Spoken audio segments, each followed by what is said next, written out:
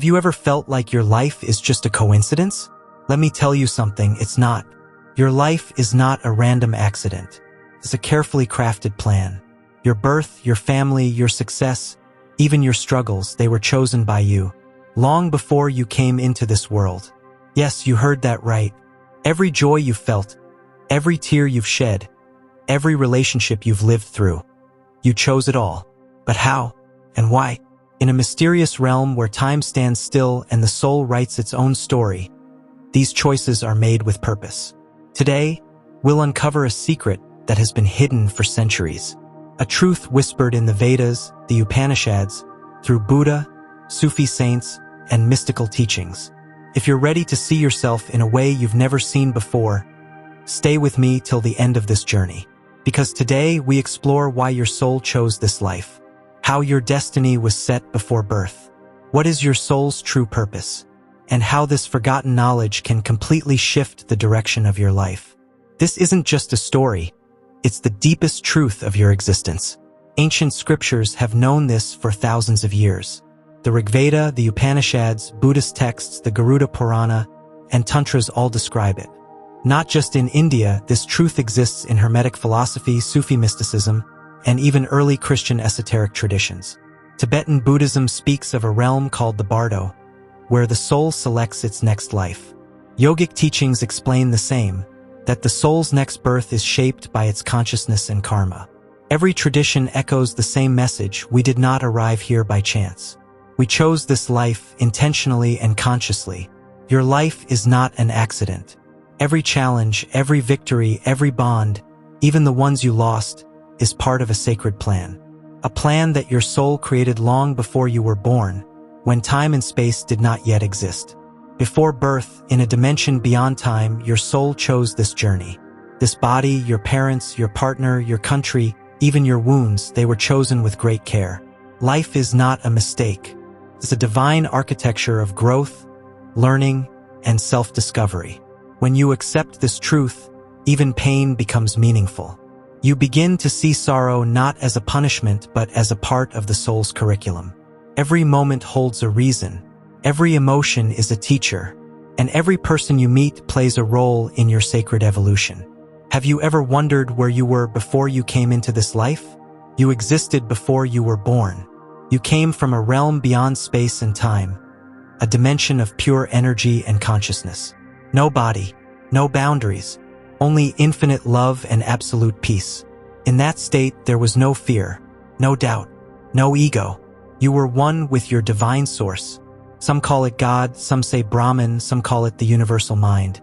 But in that realm, you and the universe were not separate. You were immersed in pure awareness. There was no hunger, no pain, no desires, only the bliss of existence itself. And in that blissful state, you knew everything. You remembered all your lifetimes, how many times you've been born, how many times you've died, and how every experience shaped you. And yet, within that completeness, a gentle longing would arise, a call to grow, to learn, to evolve through experience. Because without experience, consciousness becomes stagnant. And the nature of consciousness is to expand. It must grow. That's its nature.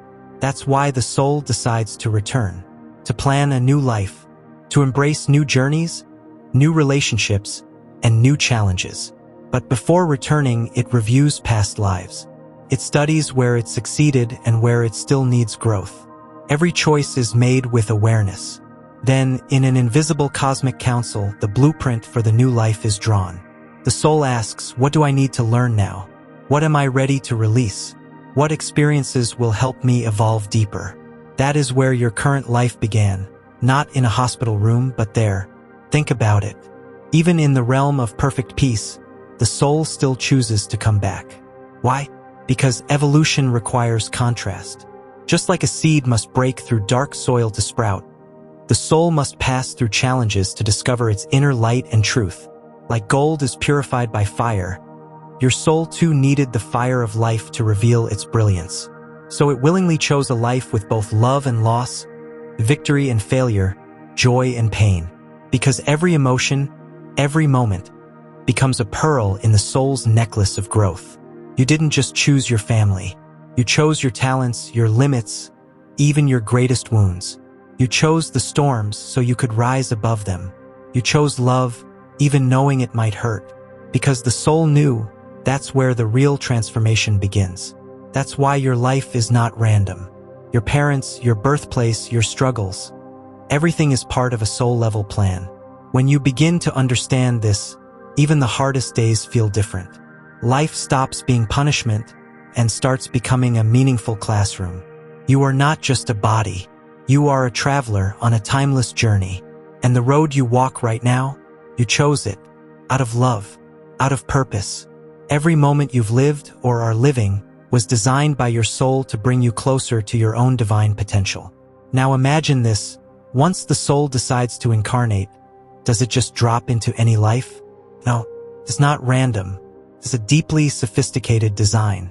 Before birth, the soul enters a special space, often called the interlife or between lives dimension in many traditions. There, the soul reviews its past lives, not as punishment but like watching a mirror. It sees where it acted in love and where it reacted in fear. It sees how its words healed or hurt others. It feels everything, not from guilt but from a desire to grow and understand.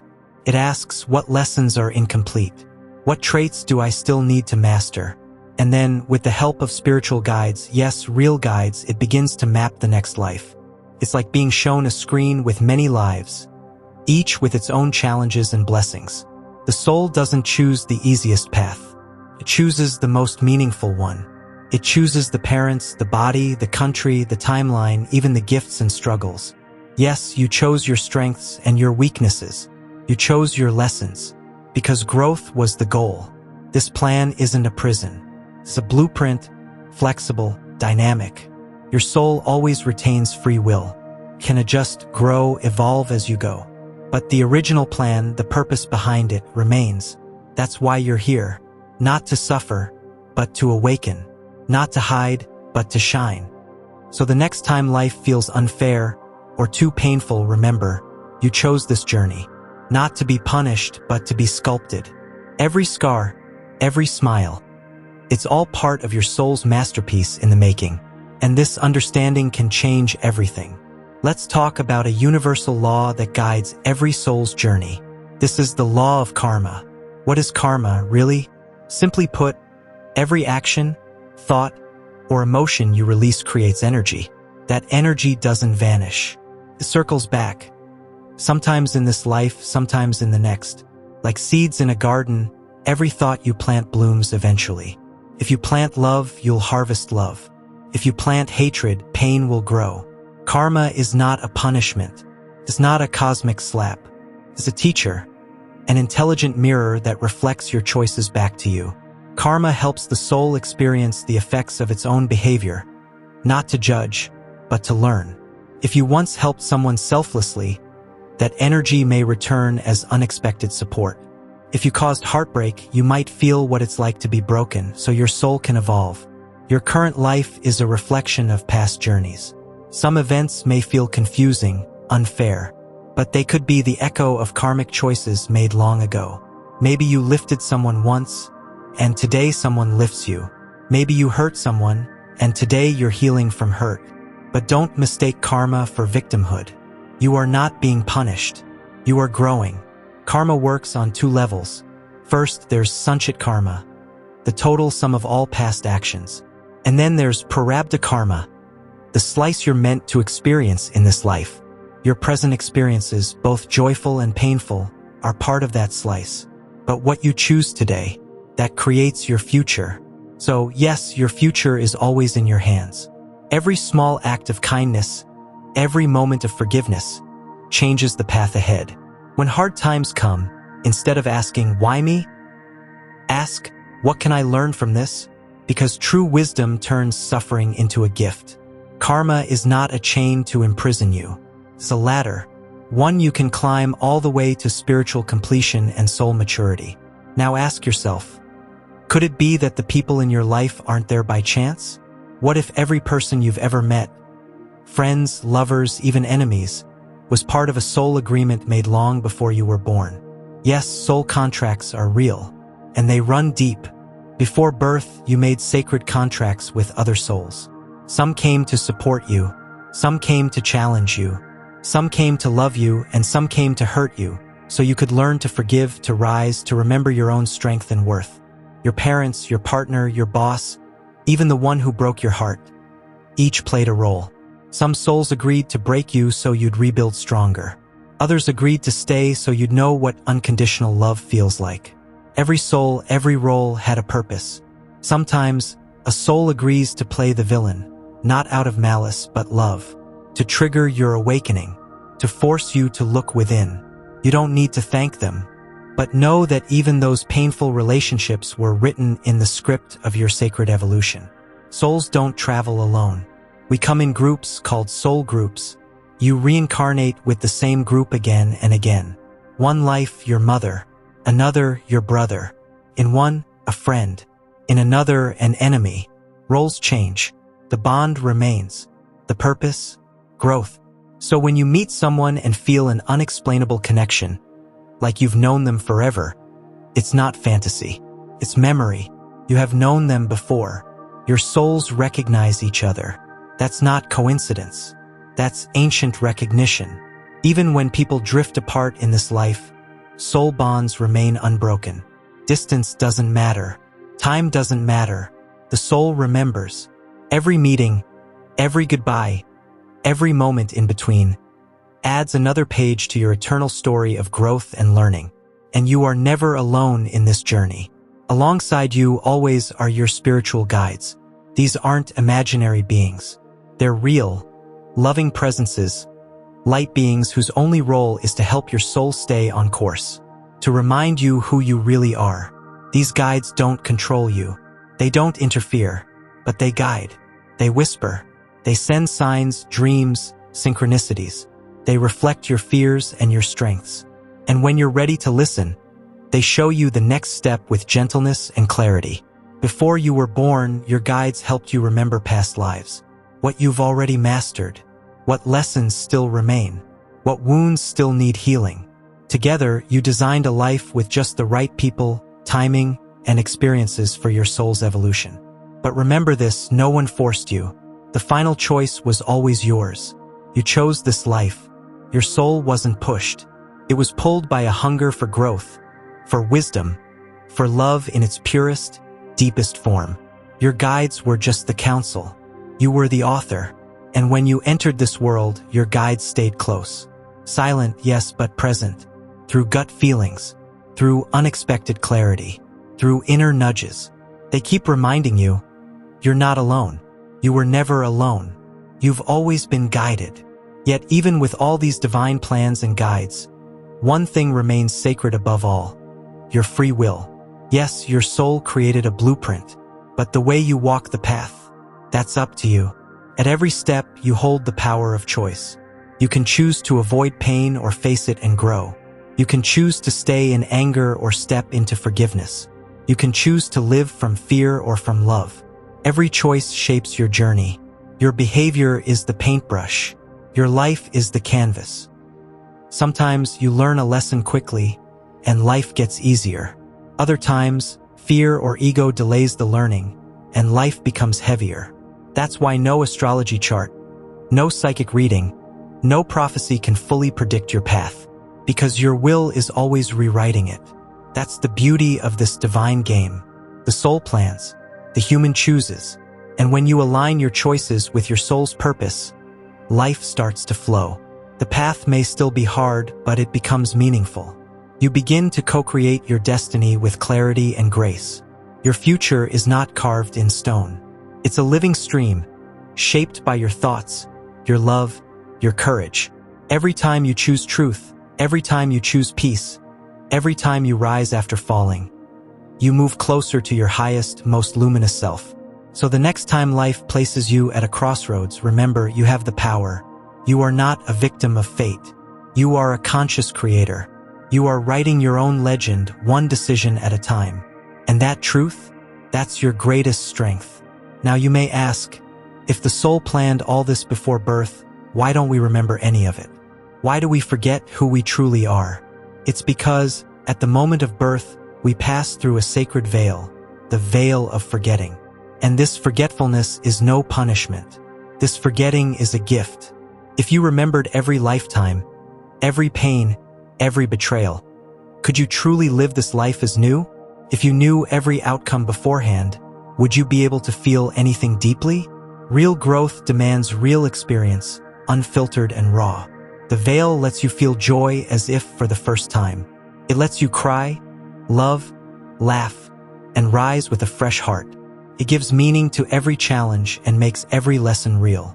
Without forgetting, there would be no adventure, no discovery, no real transformation. Still, the soul leaves behind clues, sometimes in a dream, sometimes in a strange déjà vu, sometimes in a sudden gut feeling. These are not accidents. They are echoes of your soul trying to remind you, you've been here before. There's a reason you're here again. The real journey of life is to remember what the soul already knows, to awaken to your divine identity after willingly forgetting it. That's true awakening, to realize, despite the fog of forgetting, that you are a soul on a divine mission of becoming whole again. Now ask yourself, where does the soul go when this life ends? Does the story end with death? No, death is not the end. It's a doorway. When the body dies, the soul enters a realm called the interlife, a space between lives, beyond time and beyond physical form. There, the soul does not vanish. It rests, it reflects, it recovers. This process is known as the life review. The soul looks back on everything it lived, every choice, every emotion, not just as memories, but through deep, direct feeling. It lives it all again. But this is not a punishment. It's not judgment. There is no God waiting to shame you. This is your own soul learning, understanding, growing, feeling how your kindness lifted someone, or how your anger wounded another. This reflection is deep and sacred. During this time, the soul learns where it acted in love and where it surrendered to fear. It begins to understand its own growth gaps. And with this wisdom, it prepares for the next step. The soul meets again with its guides, and sometimes with members of its soul group. It's a reunion, a sacred homecoming. These are the souls who've traveled with you again and again. Lovers, parents, rivals, friends. You embrace, you laugh, you cry, and then you begin again, because your evolution isn't finished. The journey must go on. So why does the soul keep returning? Why all these births and deaths again and again? The answer is simple.